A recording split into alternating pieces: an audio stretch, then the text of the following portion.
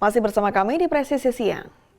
Kapolda Sulawesi Barat Irjen Pol Adang Ginanjar secara langsung meresmikan gedung baru bidang BPKB Ditlantas Polda Sulbar yang berlokasi di Jalan Insinyur Juanda, Mamuju. Dalam kesempatan tersebut, ia menyampaikan berbagai harapan terkait peningkatan kualitas layanan kepada masyarakat dengan adanya fasilitas baru ini. Dan berikut laporan dari personel Bithumas Polda Sulbar, Bribda Atika.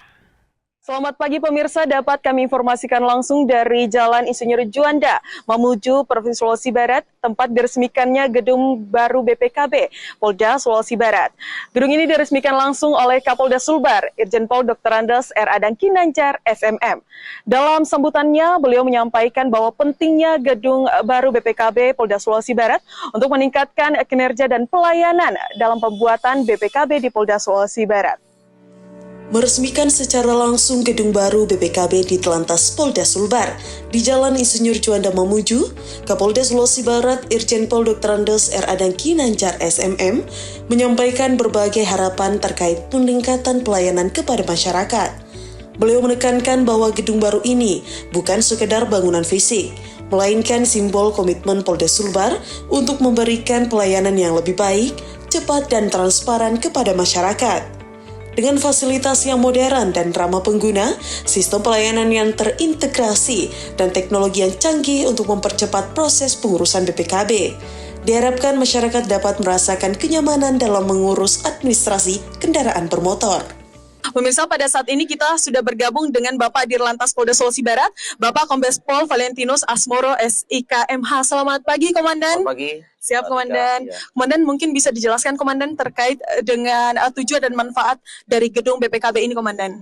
Gedung BPKB ini merupakan wujud komitmen kami untuk meningkatkan kualitas pelayanan publik, khususnya dalam pengurusan BPKB pemilik kendaraan bermotor, baik itu BBN 1 maupun BBN 2, sesuai dengan amanat Undang-Undang Nomor 22 Tahun 2009 tentang lalu lintas dan angkutan jalan.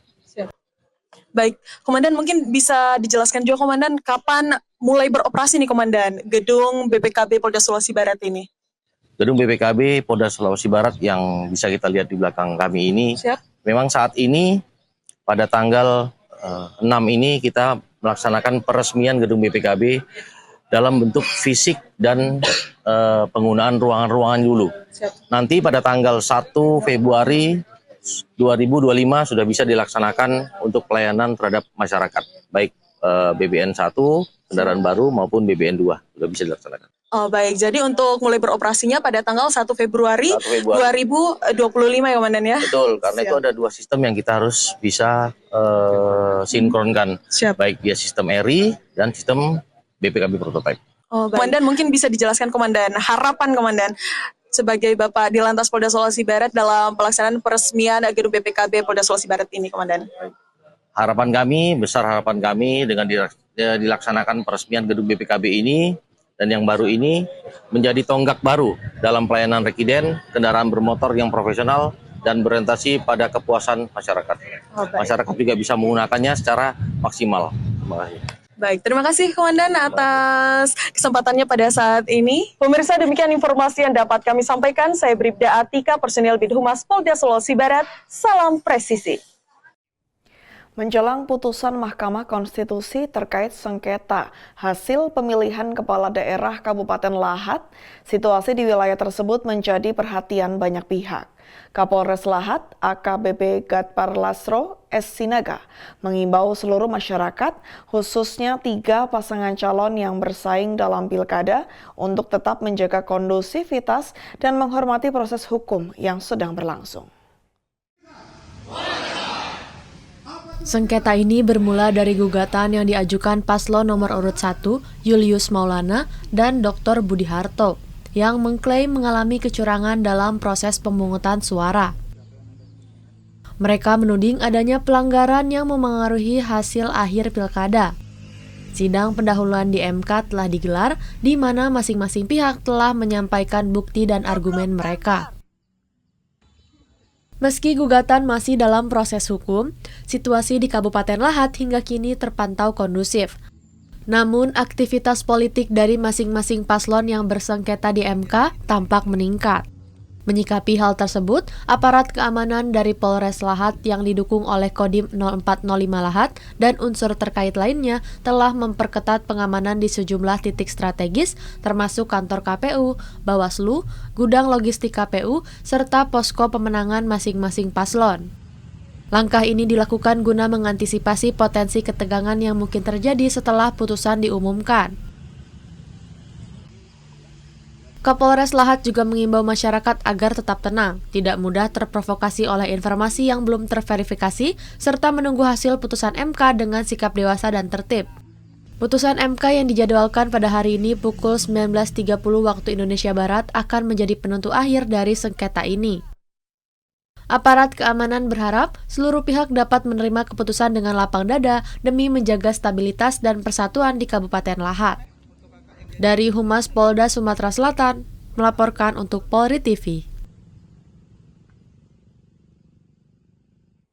Pemirsa, Polsek Kurik menggelar upacara penutupan penerimaan tamu Saka Bayangkara dengan tema Bersama Bayangkara Membangun Generasi Cerdas dan Berintegritas pada Minggu pagi. Kegiatan yang berlangsung di halaman Polsek Kurik ini dihadiri oleh berbagai pihak, termasuk Kapolres Merauke yang diwakili oleh Kasat Binmas Polres Merauke, Kompol Ma'ruf Suroto, yang bertindak sebagai pembina upacara. Turut hadir dalam upacara tersebut Kapolsek Kurik beserta jajaran, Ketua Kuarcap Kabupaten Merauke, serta para pembina. Prosesi upacara berlangsung dengan hikmat, diawali dengan persiapan barisan, penghormatan kepada Pradana, pengucapan Dasa Dharma Pramuka dan Trisatya, hingga menyanyikan himne Pramuka. Puncak acara ditandai dengan amanat, sekaligus penutupan oleh pembina upacara yang secara simbolis dilakukan dengan pencabutan sangkur dari pelepah pisang. Yang kami hormati pula kakak-kakak pembina dan adik-adik semua yang saya cintai dan saya banggakan. Salam Pramuka! Salam Pramuka! Ya, terima kasih. Puji dan syukur kepada Tuhan Yang Maha Kuasa. Kita masih diberikan kesempatan, kesehatan, karena pada saat ini kita masih bersama-sama. Assalamualaikum warahmatullahi wabarakatuh.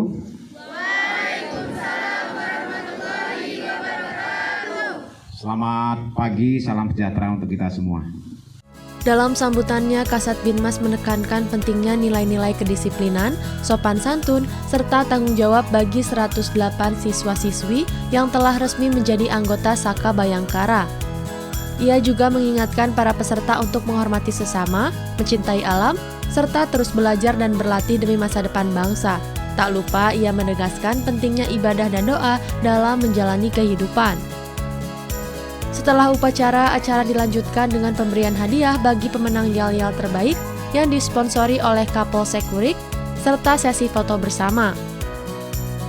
Selama kegiatan berlangsung, situasi tetap aman dan kondusif. Dari Humas Polres Merauke, Polda Papua Selatan melaporkan untuk Polri TV. Polres Gianyar menggelar kegiatan panen jagung di Subagjo Kuta Gianyar. Dan kegiatan ini dilaksanakan dalam rangka mendukung program ketahanan pangan serta mengimplementasikan Astacita Presiden Republik Indonesia khususnya dalam mencapai swasembada pangan. Kegiatan yang berlangsung mulai pukul 9.40 hingga 10.15 waktu Indonesia Tengah ini dihadiri oleh sejumlah pejabat Polres Gianyar, perwakilan Bayangkari, penyuluh pertanian, serta perangkat desa setempat. Turut hadir dalam acara tersebut Kapolres Gianyar, AKBP Umar, serta sejumlah pejabat dan anggota Polres Gianyar. Kapolres Gianyar AKBP Umar menyampaikan kegiatan panen jagung sebagai bentuk evaluasi dari hasil penanaman yang telah dilakukan sebelumnya. Kapolres Gianyar juga menekankan pentingnya dukungan terhadap program pemerintah khususnya dalam mencapai swasembada pangan. Kegiatan panen jagung ini merupakan bagian dari upaya Polres Gianyar untuk mendukung program Polda Bali dalam mewujudkan ketahanan pangan di tingkat daerah. Selain itu, kegiatan ini juga melibatkan kelompok tani setempat yang diharapkan dapat meningkatkan produktivitas pertanian di Kabupaten Gianyar. Dengan terlaksananya kegiatan ini, diharapkan dapat menjadi langkah awal yang baik untuk mendorong swasembada pangan di Kabupaten Gianyar, sekaligus memperkuat sinergi antara instansi pemerintah, kepolisian, dan masyarakat dalam mewujudkan ketahanan pangan yang berkelanjutan. Dari Polda Bali melaporkan untuk Polri TV. Pemirsa, cuaca ekstrim menyebabkan tanah longsor yang menimpa rumah warga di Ngawi, Jawa Timur. Polsek Jogorogo, Polres Ngawi, Polda Jawa Timur melakukan evakuasi warga yang rumahnya roboh akibat tergerus tanah longsor. Cuaca yang tidak menentu dan curah hujan yang tinggi di wilayah Kabupaten Ngawi berpotensi menimbulkan tanah longsor di daerah pegunungan dan dataran tinggi. Salah satunya tanah longsor yang terjadi di Dusun Duren, Desa Jaten, Kecamatan Jogorogo, Kabupaten Ngawi. Kapolsek Jogorogo Ibtu Sugianto bersama anggota Polsek dan relawan, serta warga setempat melakukan evakuasi dan pembersihan rumah milik Agung P, 46 tahun di Dusun Duren, Desa Jaten, Kecamatan Jogorogo, Kabupaten Ngawi yang roboh akibat longsor. Kapolres Ngawi AKBP Dwi Sumrahadi Rahmanto mengimbau masyarakat untuk meningkatkan kewaspadaan terhadap potensi bencana longsor, terutama di musim hujan. Polres Ngawi mengajak masyarakat untuk tetap siaga dan segera menghubungi pihak kepolisian atau BPBD jika terjadi situasi darurat. Dari Humas Polres Ngawi Polda Jatim melaporkan untuk Polri TV. Seorang pria diamankan Polres Belitung Timur diduga melakukan aksi penyekapan kepada ibu dan anak. Saat ini korban telah diamankan di rumah safe house dan mendapatkan perawatan psikologi. Polres Belitung Timur menggelar konferensi pers kasus penyekapan ibu dan anak yang terjadi di sebuah kontrakan di Dusun Lipat Kajang, Desa Baru, Kecamatan Manggar, Kabupaten Belitung Timur. Kegiatan konferensi pers dipimpin langsung oleh Kapolres Belitung Timur AKBP Indra Ferry Dalimunte. Penanganan perkara kejahatan berupa pengekangan kemerdekaan atau penyekapan ibu dan anak. Jadi dalam hal ini korbannya adalah Mustika Anggreni alias Tika, usia 26 tahun dengan bayinya berusia 1 tahun 6 bulan lebih kurang, laki-laki.